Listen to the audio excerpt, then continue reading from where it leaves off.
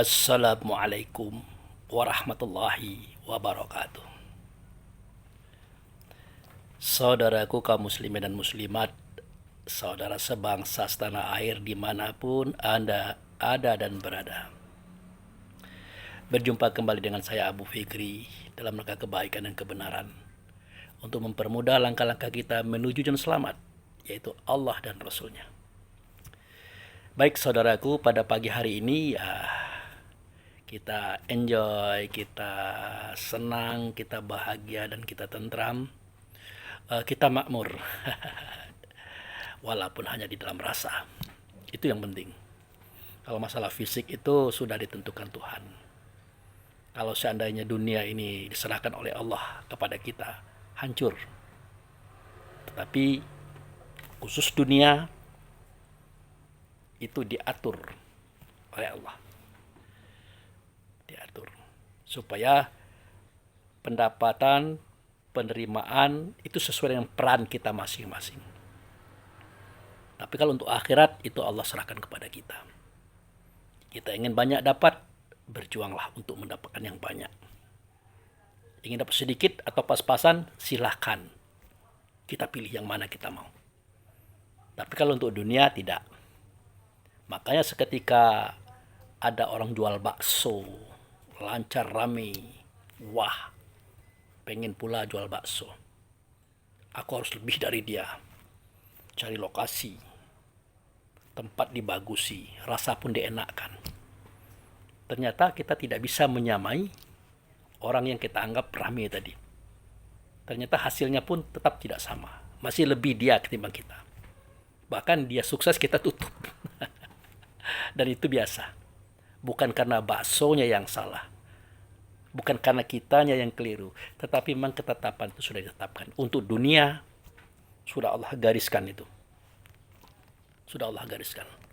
Karena kalau bekerja keras, sungguh-sungguh adalah kunci kesuksesan, maka setiap orang akan bekerja keras. Dan setiap pekerja keras pasti sukses. Tetapi bakat, minat, karakter itu sudah dibedakan oleh Allah dari sononya. Kapasitas akal pun sudah dibedakan oleh Allah dari sononya. Akhirnya tampillah kita dalam berbagai macam bentuk karakter, berbagai macam bentuk bakat dan keinginan serta kesenangan. Nah, bubar dia. Nah, itulah yang saya katakan bahwa dunia itu sudah diatur oleh Allah untuk kita. Dan kita tidak perlu cemas tidak mendapatkannya. Tetapi sesuai dengan kadar diri kita. Makanya dalam istilah orang ya, ada siang, ada malam. Ada besar, ada kecil. Ada hitam, ada putih. Ada kaya, biasa jawabnya ada miskin. Tidak, miskin itu tidak ada. Yang ada adalah cukup. Nah, tapi Pak Abu Fikri, kan banyak kita lihat orang-orang miskin. Nah, orang miskin itu adalah orang-orang yang tidak bisa memanage keuangan atau belum mampu memanage pendapatan. Besarlah pengeluaran ketimbang pemasukan. Akhirnya dia sulit. Begitu. Makanya seketika kita melihat kemarin ada seorang pemuda mati karena tidak makan. Ya, prihatin sih. Mati karena tidak makan. Sejatinya tidak begitu juga. Masih banyak sampah yang perlu kita ambil.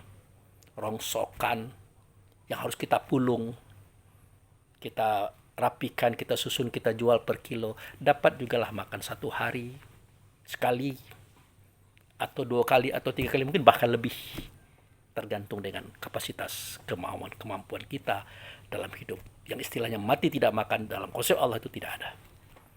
Oke, baik, kita masuk pada cerita. Jadi beberapa waktu ini kita lihat di Facebook, di YouTube, di TikTok, dan di televisi. Ya, baju oranye itu sangat laku. Gelang besi pun sangat lancar. Bahkan ada di suatu daerah gelang besinya habis. Akhirnya diganti dengan direk plastik putih. Gitu. Kenapa? Ya mungkin saking banyaknya. gelang besi itu digunakan untuk suatu daerah yang masyarakatnya banyak. Ya gitu-gituan lah gitu nah. Nah kebenaran saya 2 minggu ini termasuk ngedrop. Mental dan perasaan saya itu sedih, sendu. Karena 2 orang sahabat saya itu, sahabat dekat loh, yang 1 minggu harus ketemu, diskusi tentang persoalan kehidupannya itu. Ya berbaju oren. Nah baru hari kemarin dengan hari ini saya mulai agak ceria. Ya mungkin karena manusia itu ada sifat jenuhnya ya. Ketika dia bersedih, jenuh dia bersedih, dia berubah. Pelan-pelan, tidak sedih lagi. Pelan-pelan biasa. Maka timbul pertanyaan, kenapa Pak Abu Fikri seperti itu? Ya manusiawi lah. Yang kita bayangkan kalau seandainya dia lurus-lurus saja, tentu tidak pakai baju oren, tidak pakai gelang besi, tidak nginap di dalam selnya polisi. Apalagi di situ kan beda dengan di rumah. Tidak boleh pakai celana panjang, tidak boleh pakai sarung, bajunya tidak boleh kemeja, harus kaos. Tidak boleh ada benda-benda tajam, benda-benda keras, tidak boleh. Takutnya nanti dalam situasi ngedrop itu mereka berpikir bunuh diri atau apa. Itu sudah di-setel oleh para ahli hukum. Nah, itu. Jadi ya sedih saja. Karena kita sempat dan bisa merasakan apa yang dia rasakan saat itu. Tapi ya sudahlah. Apa yang Allah berikan kepada kita itu adalah yang terbaik. Itu pun juga tanda kasih sayang Allah kepada beliau-beliau tadi. Bukan karena kebenciannya, tidak. Karena kasih sayang Allah. Supaya kita mengerti bahwa berapa aturan yang sudah kita buat selama ini, tingkah dan sikap kita buat selama ini itu keliru. Sudah diingatkan oleh si yang dalam dada itu, sudah diingatkan, itu bukan uangmu, itu tidak boleh, nanti kamu akan begini begitu, tetapi dilanggar. Kenapa dilanggar? Karena ada angan-angan, ada gambaran-gambaran indah yang lebih mempesona jika kita punya uang banyak. Itu persoalannya.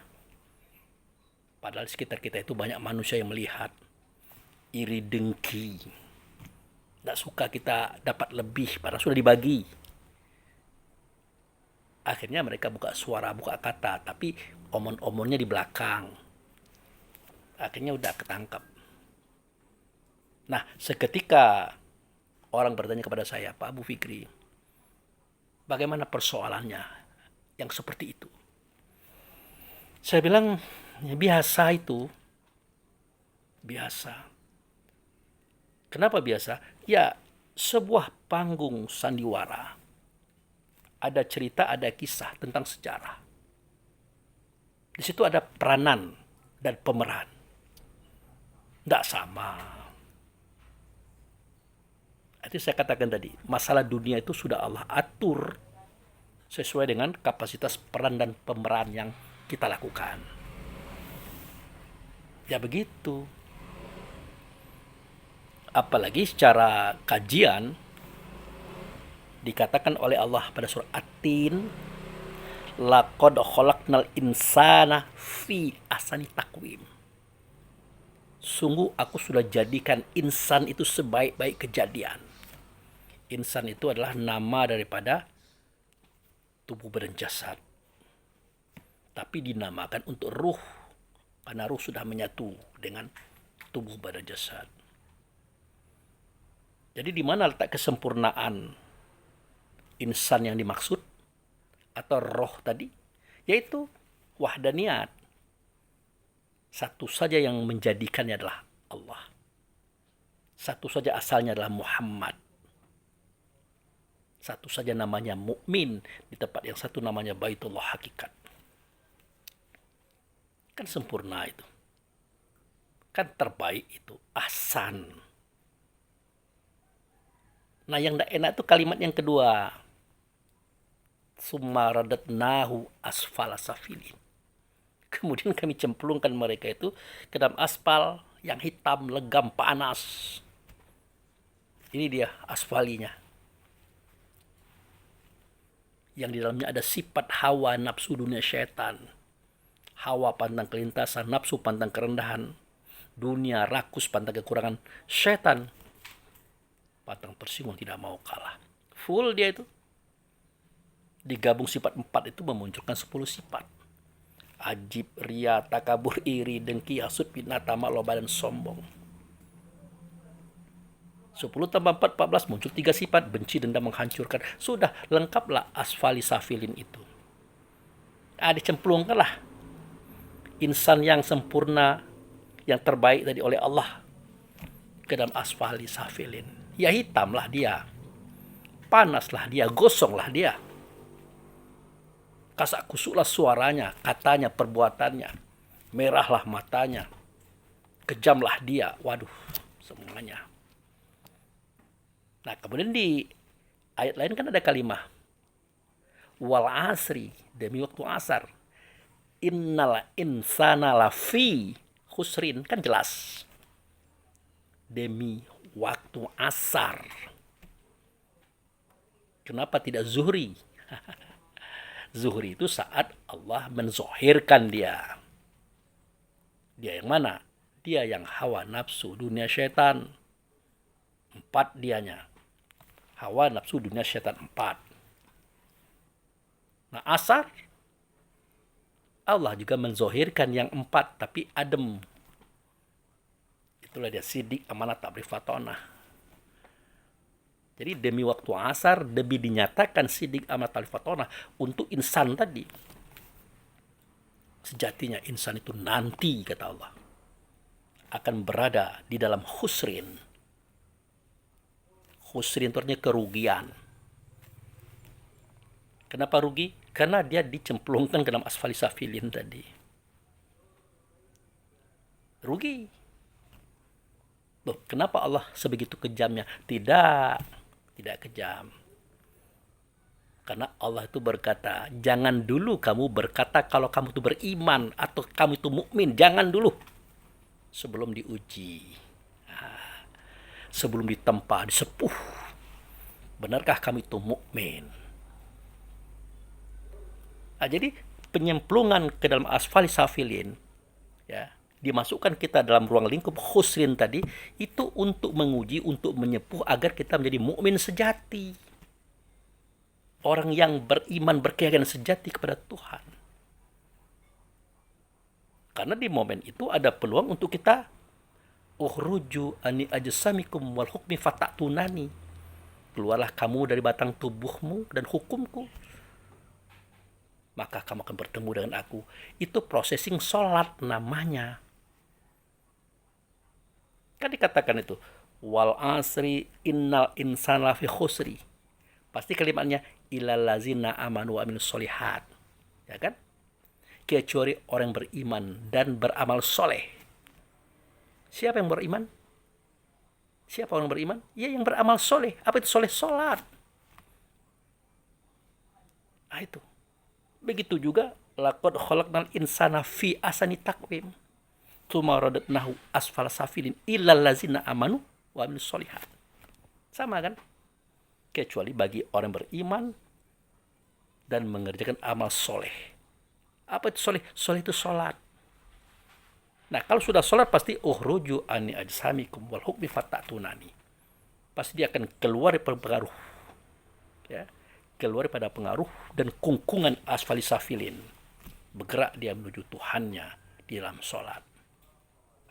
Nah, itu terkecuali dia tidak rugi dan dia tidak hitam.